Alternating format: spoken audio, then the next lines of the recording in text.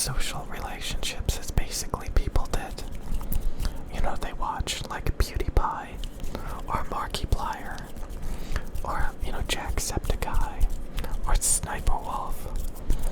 And they're in the comment section all the time saying, oh my god, you're amazing, all this stuff.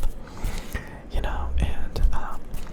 I think it can also be for like people that are obsessed with like even like sports like baseball and football and stuff like that, and they collect all this garbage. And they don't realize that the entertainers, the people don't care about them. It's very one-sided. It's the same with like terminally ill people, terminally online people. Terminally online is like people that they're basically the people that sit on Reddit, that sit on Discord, that sit on Twitter. Basically, if you're on Reddit and you're trying to get like approval and karma, you're terminally online. If you're on Discord, you're terminally online. And typically, if you're one of those people that are terminally online, you basically sit around with a lot of other people, not accomplishing a damn thing. I kind of learned this a long time ago that like, if you want something done right, you gotta do it yourself. For example, when I started learning about computer mice, a lot of the mouse reviewers, like Rocket Jump Ninja, said that you need to get like a small fingertip mouse, or even a claw grip mouse.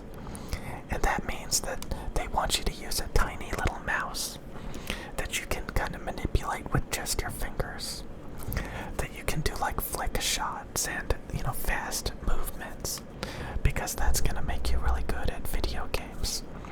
So a lot of mouse reviewers were like, palm grip is terrible. Palm grip is where, like this mouse is the Razer Death Adder, and it's known for being a palm grip mouse, which means it's really big and it encompasses and supports your entire hand.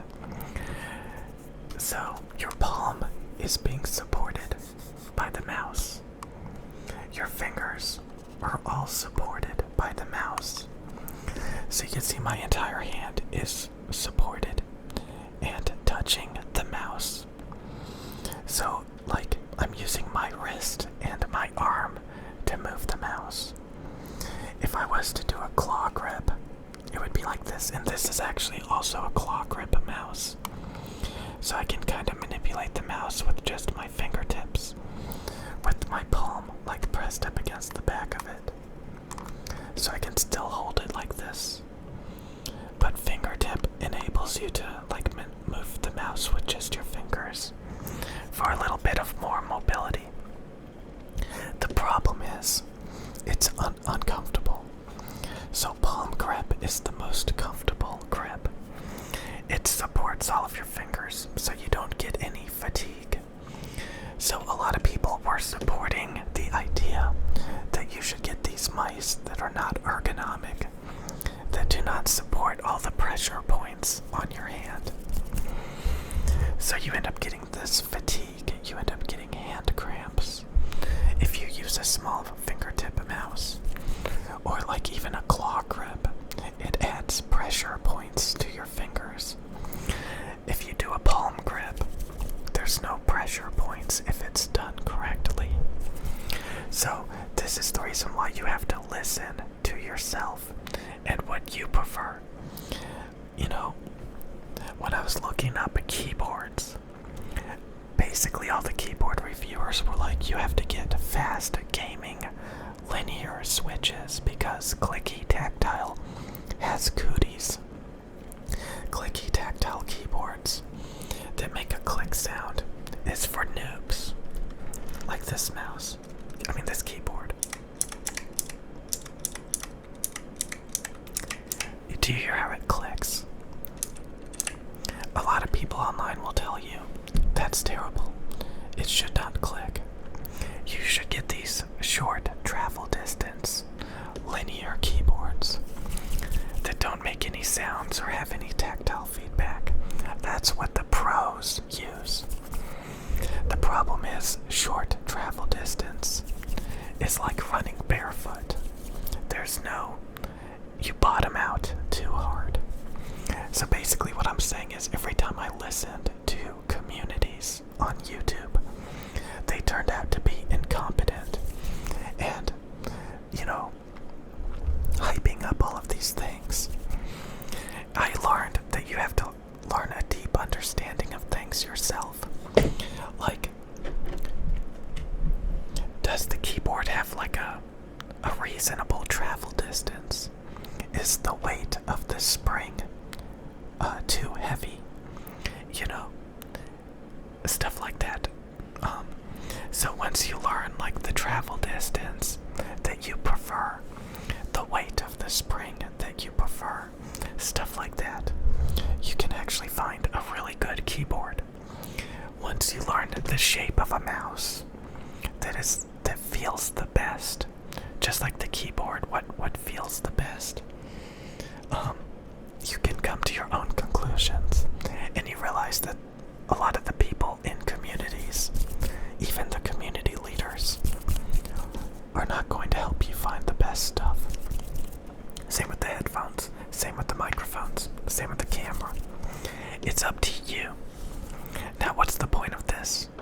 If you are perpetually online, if you are terminally online, and you're sitting in these communities listening to all these dumbasses who have horrible opinions, who have horrible personalities, who have no life, who are terminally online, you don't get anything from it. And that's the reason why people make fun of people that sit on Reddit, that sit on Discord, that sit on Twitter. You're not benefiting yourself at all by sitting around having discussions with people that are incompetent, that have no value, that are useless. People think that if they sit in communities, they're going to have something to gain from it. That's not true. It's kind of like if you go to a book club, like say you're a big Harry Potter fan, and you just sit around with Harry Potter fans, and you just listen to what they have to say, but you've never read the Harry Potter books. So you're just basing everything off of what people say.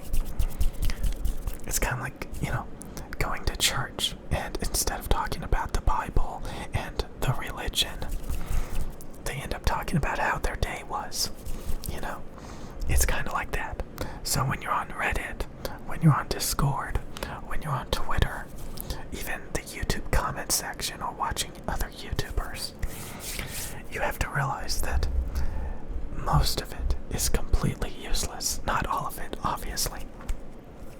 But the sooner you have that understanding that you would benefit from doing things on your own by yourself, and that being terminally online, arguing with people, has absolutely no benefit unless you're trying to profit off of it.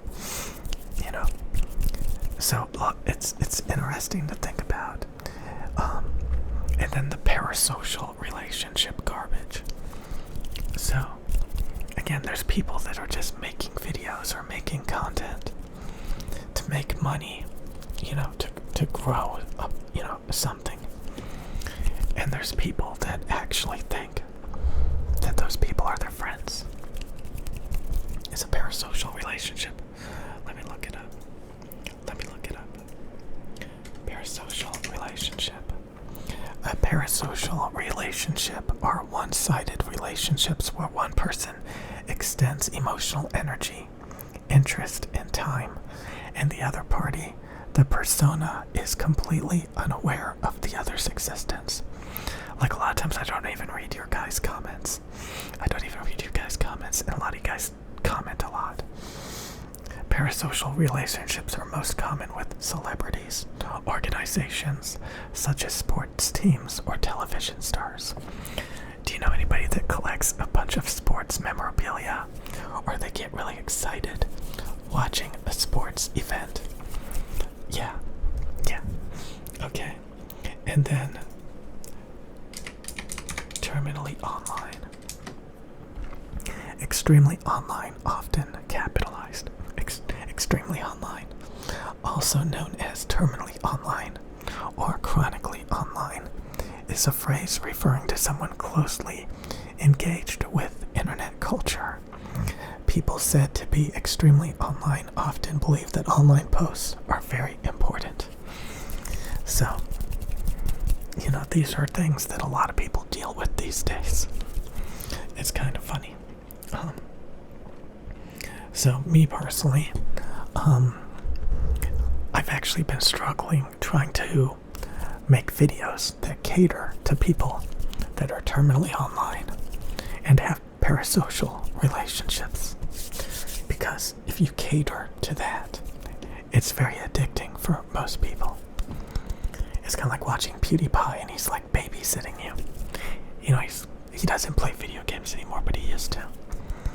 But, yeah. So, yeah. Again, a lot of people are obsessed with, this stuff. And, again, there's tons of people on Reddit, tons of people on Twitter, tons of people on Discord, and they're not gaining anything from it other than just wasting their time. Because again, if you want to figure something out, you gotta do it yourself. People will literally start to make you dumber the longer you hang out with them online. It's just how it is. Because you can do it yourself. You can figure things out. Hanging out with people with tons of opinions just jerk you around. And if you listen to their opinions, it will actually make you dumber. It will impede your own progress.